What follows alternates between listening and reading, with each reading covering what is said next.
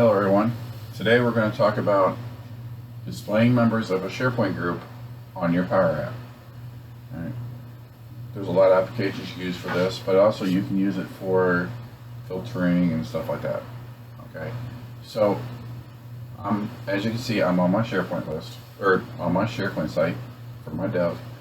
And first thing we're going to do is we're going to go to we're going to have to create our SharePoint group, right? I know I've gone over this a few times in other videos, but just a real quick recap. Okay, so we're going to go on the URL here. The easiest way to get to it is just typing it in. Okay, so you highlight everything that's not your SharePoint site name, then get rid of it. And then after the slash, you're going to put underscore layouts 15 groups. Okay, hit enter. It'll take you into your people groups. Okay, remember there's two sides to this. There's people and there's groups. Okay, we want to be on the group side. And as you can see at the top here, it says groups. If you change this groups to people, it'll take you to the people side. All right, we're trying to make a group though. So you're going to hit new, and then you're going to type in a name. You just type in a name you want. You can fill in the description here, assign a group owner. Okay, this is important. Okay, for what we're doing today. This first one has to be set to everyone, okay? Because remember, Power Automate actually is going to do most of the work for us today. So you need to make sure it says everyone because it goes in there with an unauthenticated account, okay? Which means it needs to be everyone. If you put group members, your Power Automate authentication isn't going to be in there, okay? And it won't be able to see the group. It'll act like it's not there. And it'll give you a 404 error. Okay, so make sure you select everyone. The rest of this doesn't matter. Okay, the only thing that's really required here is your name, assign your owner, and everyone. Come down the bottom, you hit create. All right, I already have a group I'm going to use, so I'm not going to create this group. All right, so the group today we're going to use is called not on this site. It's over on a different site. I did this just so you can see that you don't have to, you can use your SharePoint group from anywhere. Okay, this one here is on a different website that I have, and the group I'm going to use is this one. Okay, and I got some members in here. Okay, so we can compare later. Okay, so once that's done, let's move back over to our Power App. Okay, this is the Power App I made for a class scheduler, but I want to display approvers, right? Well, those same approvers are the ones who approve these things. So, as you can see right here, this is what our goal is, to get it to do this, okay? This is simply a gallery and a label. That's all it is.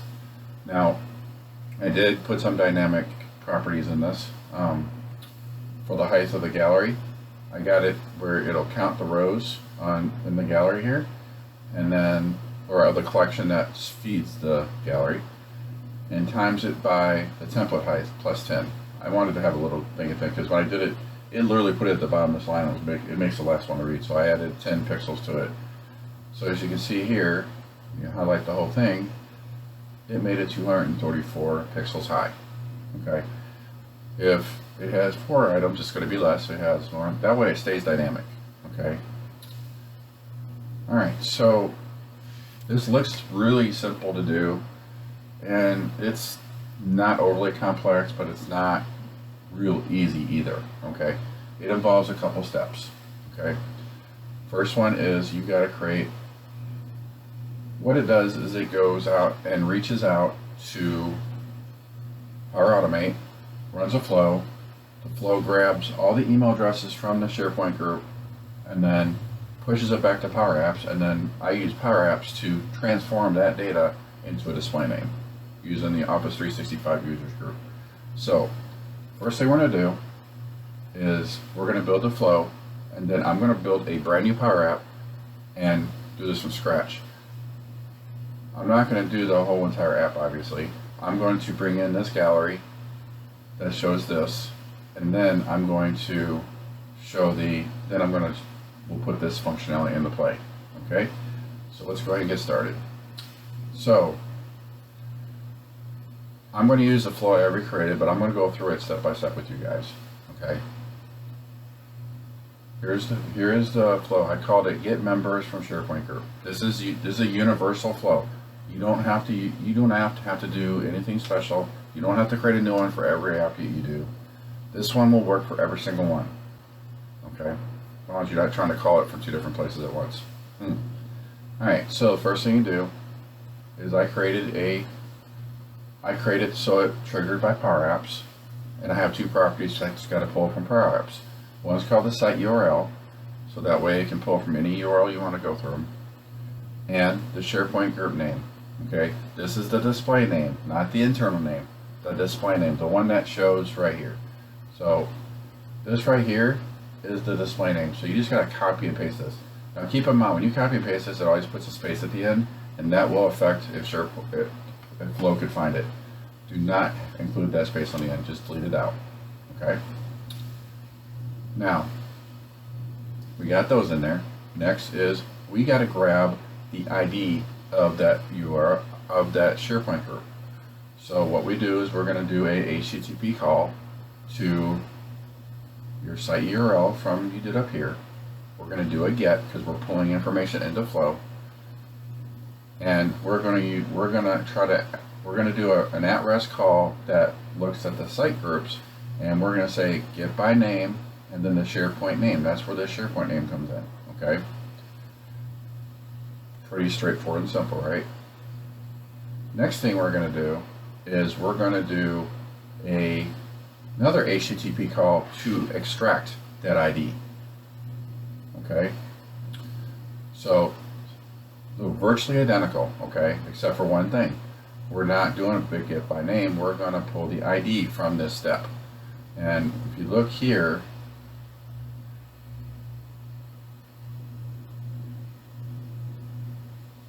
I'm going to put this in as a note. Okay, so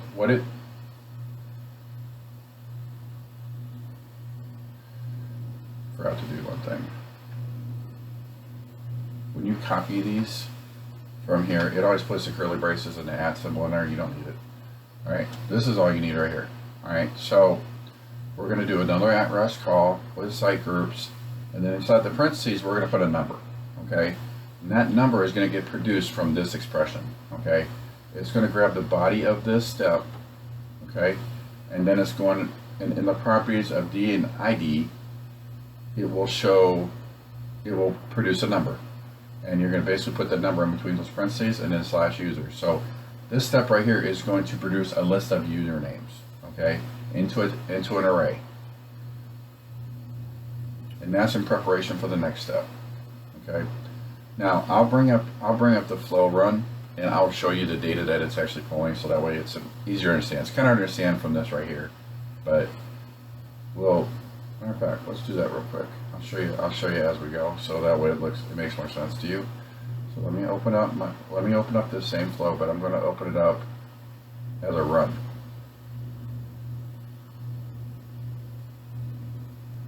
All right, so this is the last run I did. Now, as you can see, as you run this step, the site URL that I pushed is this one, and this is the display name. As you can see, there's no spaces after the end of admins. Okay. The next step I'm doing is I'm looking at that site address in that group, and in that group with that URI, and you'll notice here's your D reference, right? Now keep in mind, it's not this ID. The ID we're going after is down here. See, it produced a number 15. As you know, everything in SharePoint has an ID of some sort. This is a metadata ID. Okay? And we're pulling 15. And then when you go to this step down here, as you can see, it puts 15 in my URI because that's what I pulled from that step previous. Okay? That brings us up to where we're currently at. Next thing you're going to do is we're going to do a select. Okay? A select is a data operation that only pulls certain fields that you want out, right? So what we wanted is, so if you look here, let's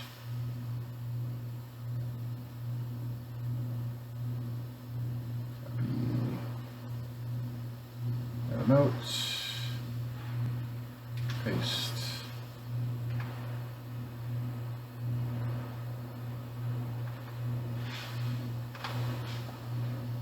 Alright, so this right here is pulling from this step the results. Okay, it's pulling in an array into the from. Okay, and then on the map we're saying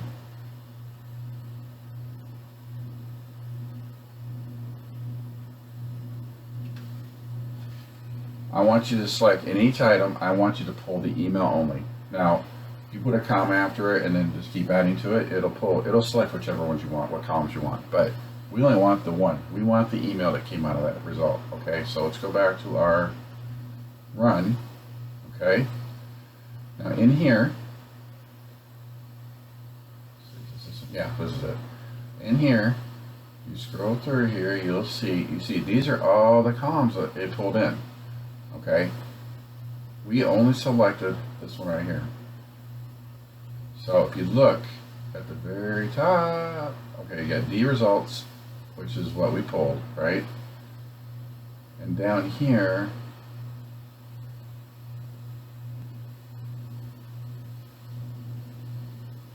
well, the user property pulls in email, okay? And it only brings, so we're extracting this into another array for email. And as you can see, it creates an array that's got one column and it just has email addresses in it, separated by a comma, okay? Then we come down here and now we're going to do a join command, okay? Join just smashes information together, okay?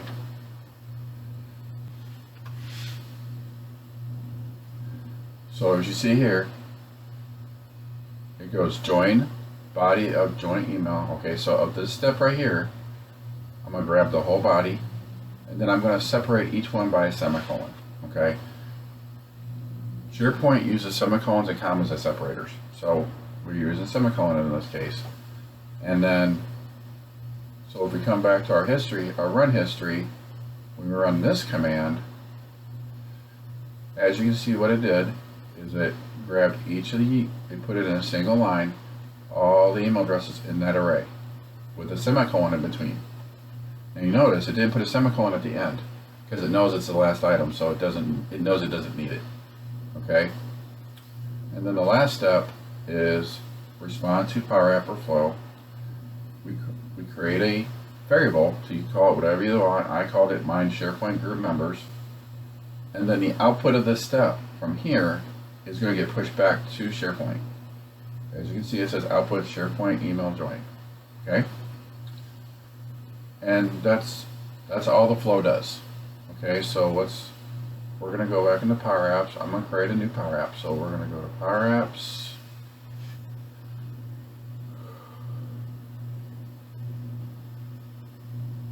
Go to Create, Blank App, Create. Now keep in mind, I always make Canvas apps, but you can do this from a SharePoint group or a SharePoint list and do integrate with SharePoint. So it creates a SharePoint integrated form. I don't like them. I like Canvas, so I do Canvas apps. So we'll call it video, like I call the rest of mine.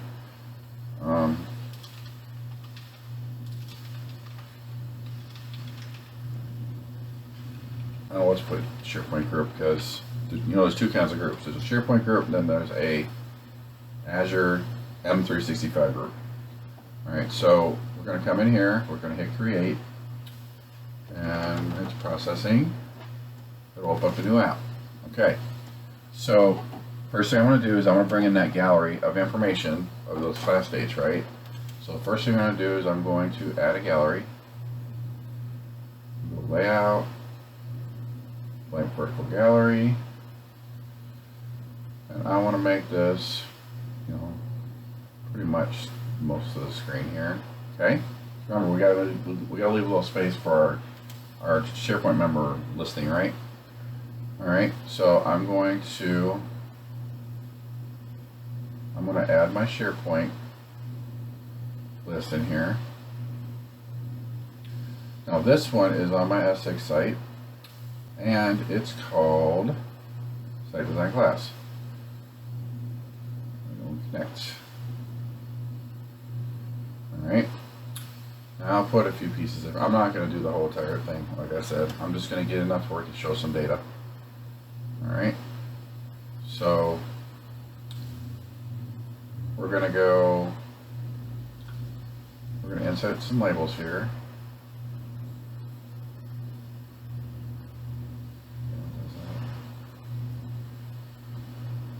And of course, that's how Miguel already did it. So let's not do that. Let's go insert label.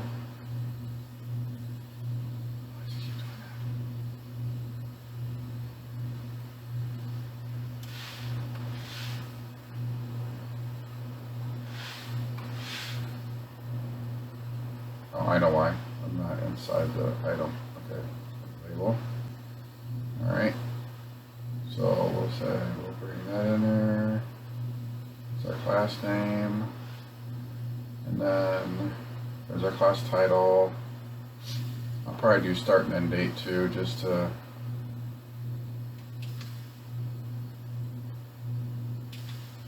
have something in here.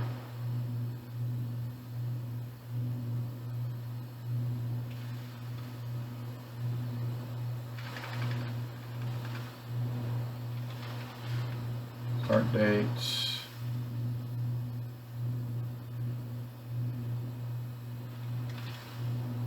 End date.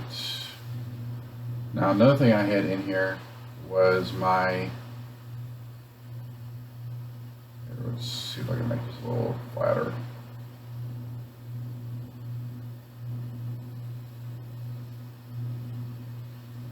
All right. Now you probably remember I had a little picture to the left of it that's saying what department is running the class, right? And I mean, I think I had about 12 or 13 departments listed. So what I'm going to do is I'm going to next insert an image.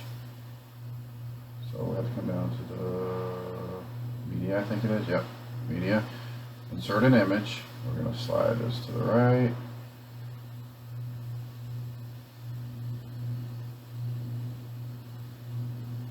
Okay. Now, in order to keep this dynamic based off of who created it, we're going to do a formula. Okay. I'm going to grab, in the expediency of time, I'm going to grab my formula from my other app, copy it over. So inside my image property of my image, image, I'll paste it in here. Now it's going to give me an error. I didn't upload the files to this, right? Because it's referencing files. Okay, that's okay. We're going to fix that here in a second. So you're going to come down here to the little media tab. You're going to hit upload. Here's all my things. So I'm going to select one, hit Control A, and open. It will upload one at a time, so it gets them all. But as you see, it doesn't take long. They're just images. They're small. They're probably like kilobytes in size. Yeah, all of them are 212 kilobytes total. Now, as you see, once I got it done, now my formula isn't airing out, and I got a nice looking gallery now. Okay. That's about all the further I'm going to go with it. Okay, just to give you a visual. Okay. In fact, I'm going to make this a little smaller, and I'm going to get rid of the scroll bar and put in navigation. I think it looks better. All right, now what we got to do is we're going to go ahead and set up our initiation of our flow.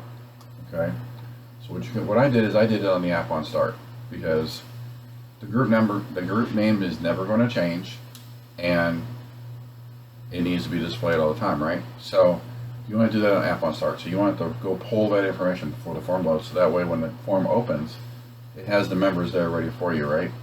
Now you can set it up. You can set up a thing on it where it uses a drop down to determine which SharePoint groups you want to use.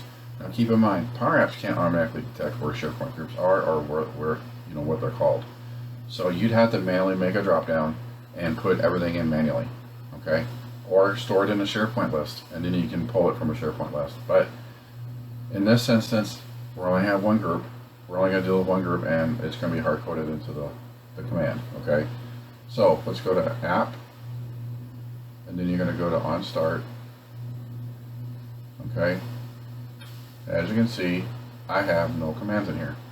So what we're going to do is, now remember, we have a variable in our flow reporting back to Power Apps. So when you're doing your command, you have to set up another variable to hold that information. Okay, so I'm going to go set there. I'm going to call it SharePoint Group Members. Okay, and then we're going to run our command. Now we still got to pull in our Power App, right, or our flow, right? So we're going to click on Automate, Add Flow, and then I'm going to scroll to the top. I'm going to refresh just to make sure I got everything. And the one I'm looking for is get members from SharePoint Group, right? So we'll click it. It will add it eventually. And then you're going to come back over here and you're going to say get SharePoint Groups, get members from SharePoint Group.run. Okay, that's your initiation command of your flow. The .run tells it which flow to run. Now you'll see up top we have two variables right here, but you look on the right, it actually tells you which variable you're going after. Okay, so the first thing we're going to do is we're going to get our URL of our SharePoint site. So we're going to come over here and grab all of this. Do not get the slash. Okay, you don't need the slash. Flow's smart enough to know it needs to put it in there. Okay, so you're gonna, of course, you're gonna put quotes because it's text, and then paste that inside there. Okay, put a comma. And the next thing is your SharePoint group name. Okay, so we're gonna come over back toward our SharePoint group, and I'm going to grab. Now, even though if you start at the end and do this, watch what it does, and you grab the whole thing. Oh, I didn't do it that time. Okay. Most of the time, it'll grab the space at the end. All right, so we'll come back in here. It's still text, so we got to put two double quotes again. Paste it in there, and then you close it. Okay, but you're still missing one thing, right? We got to get that variable to pull in that information, right? So you put dot, and then down at the bottom you'll see IntelliSense will pull up your SharePoint group members variable. It will always spit it back, no matter how you do it. It'll always spit it back in all lowercase, which is fine. Okay. And then you're going to close it, the variable, and then put a semicolon. Okay. Now, we have the information coming back, but now we got to figure out how to display it, right? Well, we don't want it all one big string like it is right now. Because remember, our last command was we joined all the email addresses and put a semicolon in between, right? Now we're going to put it in a median. We're going to store it here inside your app, so that way it's easy accessible. Okay, which is we're going to do in a collection. Okay, so you're going to go ClearCollect, because you want the collection to clear out every time you run this, right? You don't want to keep adding to it. That's why you don't use collect. Now you could just go clear your collection name and then collect, but why not just do it in one sweep? Okay. We're going to call it SharePoint Group Members, comma. As you can see, first the ClearCollect asks for a collection name. Now we're going to do the items. Okay. Now the way to make this into a table again is you're going to use the split command. That's why we put semicolons in between them. So it's all got the same delimiter between them, right? So you're going to go split, and then your variable name, comma, And you look up there, it's a separator. So you go, it's a text separator. So you put it inside text, you close it, and then you close the collection. Okay. Now we have a list of email addresses in one column, in a one column table. Now, we've done that part. Now we're going to go back to our gallery. We haven't made yet. Sorry, got ahead of myself. Next thing we're going to do is you're going to click outside that gallery, so you're on the canvas itself. You're going to go Insert. We're going to go under Layout, and we're going to do a blank vertical gallery.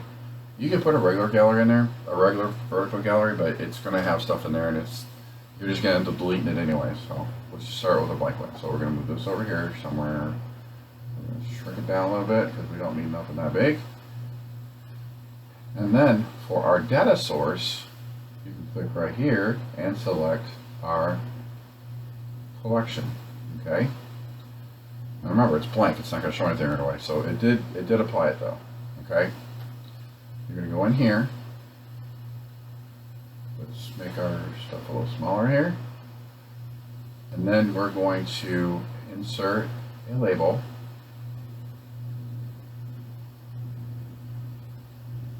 Resize it to something more human. Okay, brings in this item value. Okay, it's only blank because we haven't ran the flow yet. Okay, but we're going to do, matter of fact, I'm going to leave it like that for right now. Let's go ahead and run the flow. Make sure everything works right. And as you can see, it brought in all those email addresses and placed them in here. Well, nobody wants to look at email addresses. We want to look at people's names, right? So what we're going to do is we're going to transform that data into a display name. Now to do that, you're going to click on your label, and then you're going to go to, then what you're going to do is you're going to have to pull in another data source called Office 365 users. So if you come down under connectors, my computer wants to be slow all of a sudden.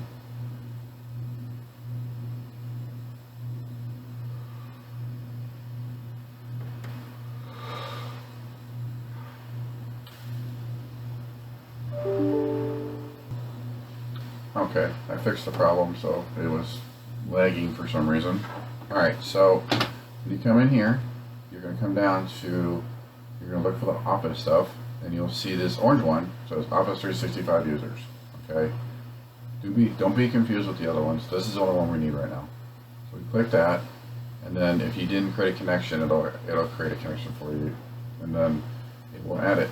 There it is. So now you're going to click on your label again, and what you're going to do in the beginning of this command, you're going to go Office 365 users dot user profile. Okay, you can use a V2 if you want. It doesn't matter. Both of them will work. Okay, you're going to leave the this item value there because that is already an email address, and that is the unique identifier. That's why I chose to use email addresses from our SharePoint group, because I needed something that was unique, right? And your email is your UPN, or your unique user principal name. Gotta think about it for a second. And then you're going to close the parentheses, and you can put dot, type DIS, so you can find display name, and boom, you're done. Now it's going to rethink, and boom, there it is. It looks much better now, doesn't it? Okay. But we don't want, so we're not done by far. Okay, so now what we're going to do is we're going to make this thing look prettier. Okay, so we're going to select our gallery. What I want it to do is auto height, right? Because right now it's the height is static, so we only got one person. We don't want that gallery taking up that whole space, right? So we're going to make that height dynamic. All right, so but the first thing we're going to do is we're going to get our spacing right between our names. Okay, so what we're going to do is we're going to resize our labels how we want it, and then we're going to drag these up to so it looks normal. Okay, and then the other thing I like to do is I like to put a background color behind it because white makes it look hard to see. So I'm going to go in here and I'm going to select my label. Okay, that looks weird. Alright. Okay, it did something funky here. You're going to select the font, the background color, and I usually do like a light blue of some sort, so it looks better. Okay. Now that's only our label. Okay, so I want to now make my template size a little more the size of my thing. So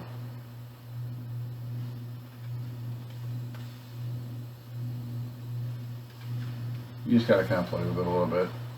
There we go. I closed it up. Now, as you see, it goes all the way down here, but my name stopped here. So what you're going to do is you're going to click on the height property over here, and you can get rid of that number altogether. Don't be concerned, we're going to fix this in a second. So what we're going to do is we're going to count the number of items in our collection, and then multiply it by the template height, and then add like 10, because I found, well, I'll show you why I add 10 in the beginning, in a minute here. So you go count rows, type, collection, cold group, SharePoint group members, close it, times the gallery name, which I don't have memorized. So it'll be gallery 2 dot template height. Okay, see how it just stops right at the last name? And then I go times, oops, plus 10. Okay. It's still not far enough. Okay. I'm going to change this to like 30.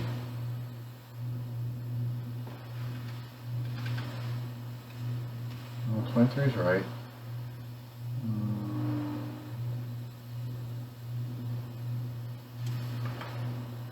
Oh, there we go. I always forget to turn the template padding off. You don't need that template padding there. Not for this. The template padding gives a good separation if you're using it, but I don't like it. It creates a problem because it doesn't take that into account. I mean, you could. So if we left this at 5, right? And reapplied it, you know, it covers it up, right? So let's go back into our height. What you're going to have to do is you're going to have to take that into account. So what you do is, you know, with some parentheses in here, and then we'll go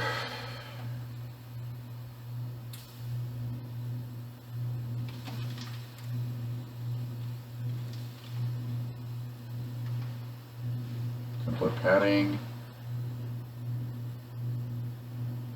times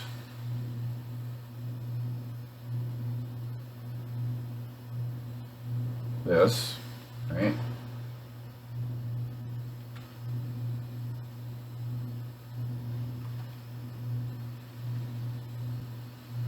Whoops.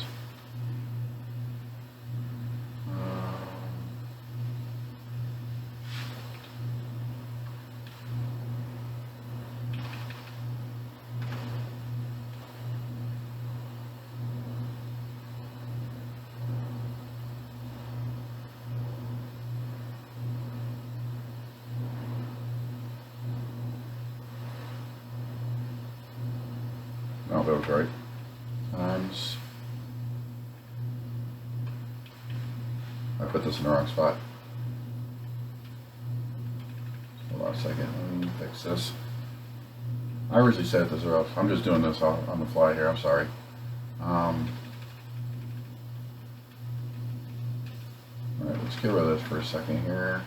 There we go. Plus this.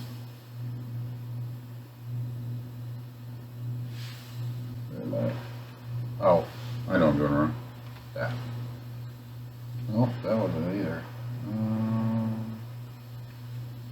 Oh, there's a D there, that's why. That's better. Okay, see how at the bottom, it like right at the bottom of the end name, that's where you need to put like an extra 10 in there, just to get it past it. And then when you click off of it, it looks natural. Okay, so there's that. But you know, okay, we got our list of names, but it looks funny right there, right? Okay, so what I do is I insert a label to put above it. So I go right here, make the label the same size as this, and we'll say approvers. And then I'll go make my background blue, my color white, we'll center it, we'll bold it, and I'll make it like 25. That's a little big. Let's do 20. Boom. There.